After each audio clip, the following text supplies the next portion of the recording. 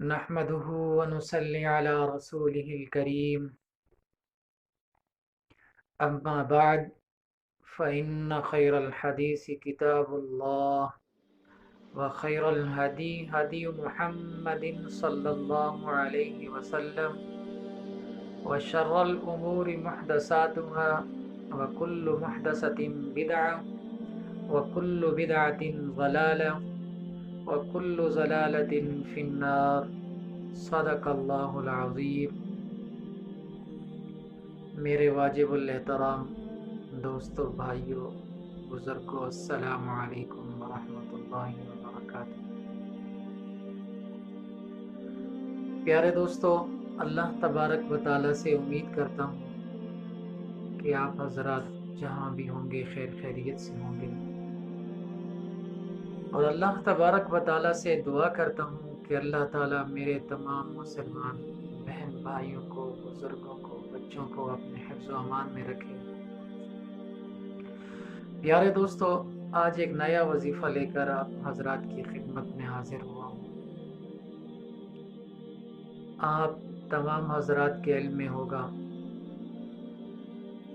کہ عربی کا مہینہ، ماہ رجب کا مہینہ بالکل قریب ہے۔ چند گھنٹوں کے بعد ماہ رجب شروع ہو جائے گا۔ آج کا جو وظیفہ ہے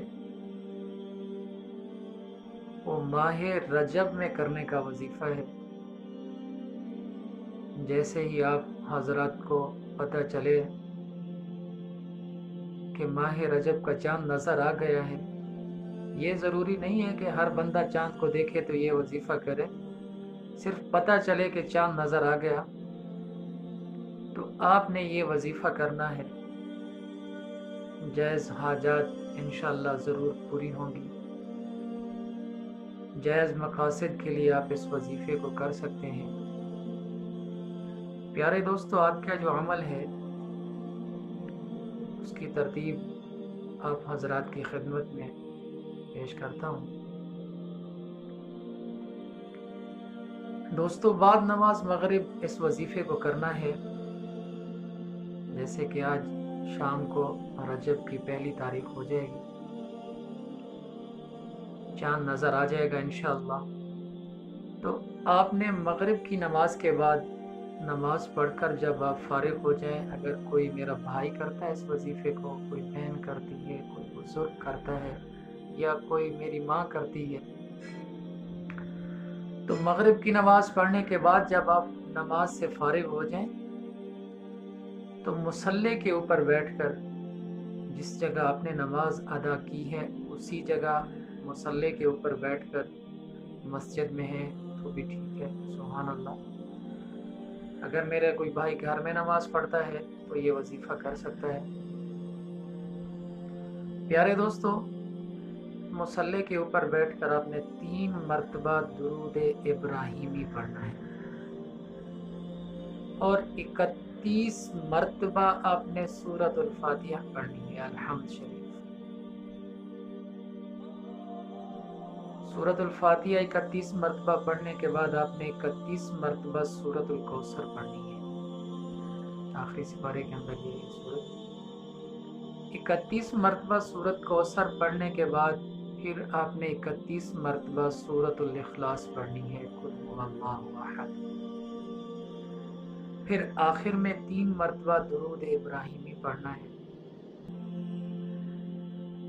پھر 2 رکعت نماز صلاۃ الحاجات پڑھنی ہے۔ یہ وظیفہ کرنے کے بعد آپ نے 2 رکعت نماز صلاۃ الحاجات پڑھنی ہے۔ پھر اللہ تبارک و تعالیٰ سے دعا کرنی ہے، گڑ گڑا کر دعا کرنی ہے۔ اللہ تعالیٰ سے اپنے لیے مانگنا ہے، اللہ تبارک و تعالیٰ سے اپنے لیے خیر و عافیت مانگنی ہے، اللہ تبارک و تعالیٰ سے اپنے لیے رزق مانگنا ہے، اللہ تبارک و تعالیٰ سے اپنے بچوں کے لیے عافیت مانگنی ہے، بچوں کے لیے رزق مانگنا ہے، بچوں کے لیے خیر مانگنی ہے، اپنی اولاد کے لیے مانگنا ہے۔ اگر اولاد نہیں ہے، بغیر اولاد کے کوئی حضرات ہیں تو یہ وظیفہ کر کے اس رجب کی پہلی تاریخ کو دعا مانگے تو انشاءاللہ اللہ تبارک و تعالیٰ ضرور نیک صالح نرینہ اولاد عطا فرمائیں گے۔ अगर कोई मेरा भाई किसी मुसीबत में फंसा हुआ है तो इस वजीफे को करके अल्लाह से दुआ मांगे, तो इंशाअल्लाह मैं उम्मीद करता हूँ कि अल्लाह ताला आपकी दुआ ज़रूर कबूल फरमाएंगे। अगर कोई माँ अपनी बच्चों के रिश्तों के मामले में परेशान है तो वो ये वजीफ़ा करके अपने बच्चों के रिश्तों के लिए भी दुआ कर सकती हैं, तो इंशाअल्लाह अल्लाह ताला उसकी दुआ को ज़रूर कबूल फरमाएंगे। प्यारे दोस्तों, ये रजब का महीना बड़े मकाम वाला, बड़ी बरकत वाला महीना है, बड़ी शान वाला महीना है। तो आप हजरात ये वजीफ़ा करें और अपने हक़ में अल्लाह से दुआ मांगें, तो इंशाअल्लाह अल्लाह तबारक व तआला आपकी दुआ को ज़रूर कबूल फरमाएंगे। अल्लाह ताला से दुआ करता हूँ कि जितना मुसलमान परेशान हाल हैं, अल्लाह ताला उन तमाम की परेशानियों को दूर फरमाए। अल्लाह तबारक व तआला से दुआ करता हूँ कि जितना मुसलमान बीमार हैं, उन तमाम को शिफाए कामिला आजिला अता फरमाए। अपनी दुआ में याद रखना। वस्सलाम।